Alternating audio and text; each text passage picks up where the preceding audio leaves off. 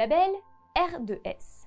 Un label octroyé par Certivea en France et Serway, filiale de Certivea à l'international, permet d'assurer que le digital va bien s'épanouir dans le bâtiment. Il va attester que l'édifice est prêt à être une plateforme de services pouvant procurer confort, performance environnementale et sécurité. Le label R2S pour Ready to Services. Ce label est fondé sur un cadre de définition bâtiment connecté, bâtiment solidaire et humain qui peut concerner tout type de bâtiment. Ce cadre a été élaboré par le Smart Building Alliance, l'alliance HQE-GBC2, Certivea, mais aussi d'autres certificateurs. Le label R2S s'articule autour d'un référentiel qui décrit tout d'abord les procédés techniques à développer pour accompagner la transition numérique du bâtiment.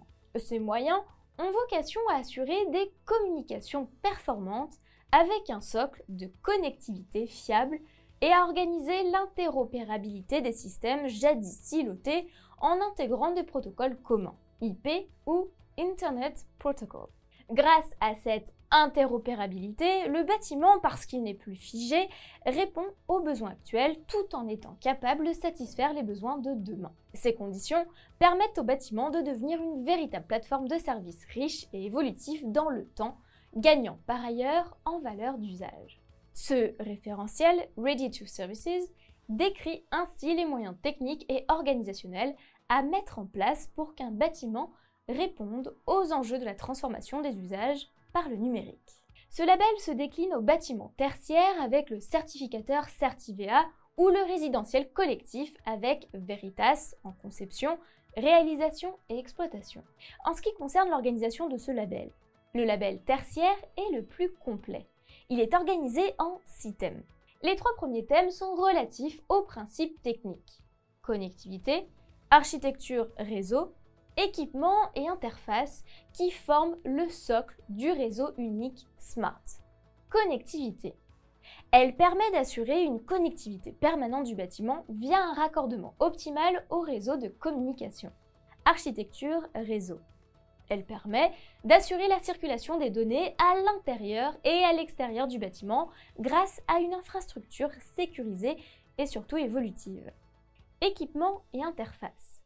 Ils permettent de mettre facilement en relation les équipements, le réseau et les services grâce à l'interopérabilité des systèmes et des interfaces de programmation sécurisées et interopérables.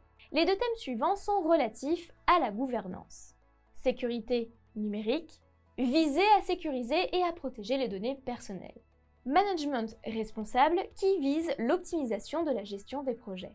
Le dernier thème, les services, est lié aux utilisateurs. Il s'agit d'avoir recours à la capacité de connectivité et de communication du bâtiment pour la mise sur pied de services avec, à minima, la mise en place d'une plateforme de suivi énergétique.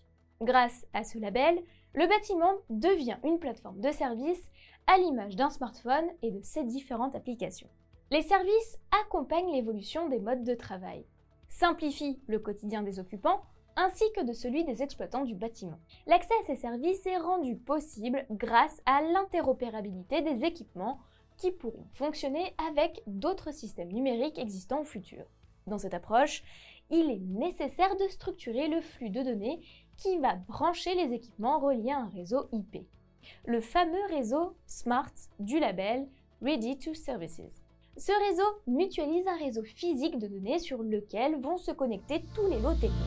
N'oublie pas de t'abonner à notre chaîne pour ne manquer aucune de nos prochaines vidéos. Et surtout, pense à liker si le contenu te plaît. Un réseau physique conçu et déployé dans les règles de l'art de l'infrastructure et des réseaux.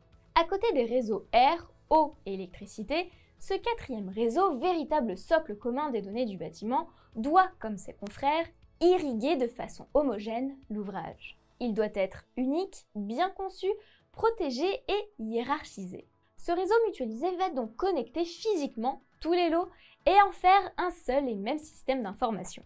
La beauté de cette histoire est que tous les réseaux donnés de lots pourront être ôtés des autres lots techniques, assurant ainsi des économies substantielles.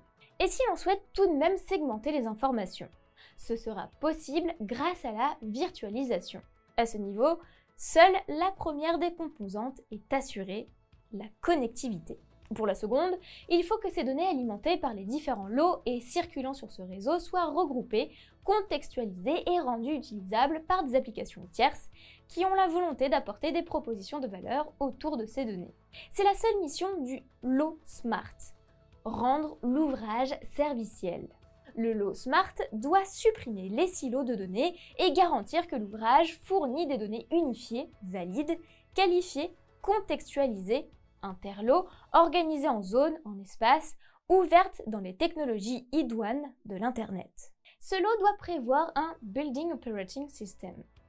Le lot Smart se doit de bien décrire le besoin de cette couche logicielle qui va ouvrir et publier les données techniques à travers des interfaces logicielles orientées web comme Web Services ou Web APIs ou encore Web APIs.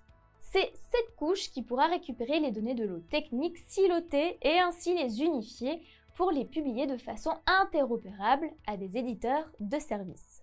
Mais cette évolution demande une mise en compétence de toute la chaîne de valeur du bâtiment. Le label R2S structure la demande des propriétaires, les cahiers des charges des bureaux d'études et autres maîtres d'œuvre. Mais ensuite, il faut réaliser un nouveau profil de société d'intégration, une société avec des compétences d'installateur, d'intégrateur, d'entreprise de services numériques.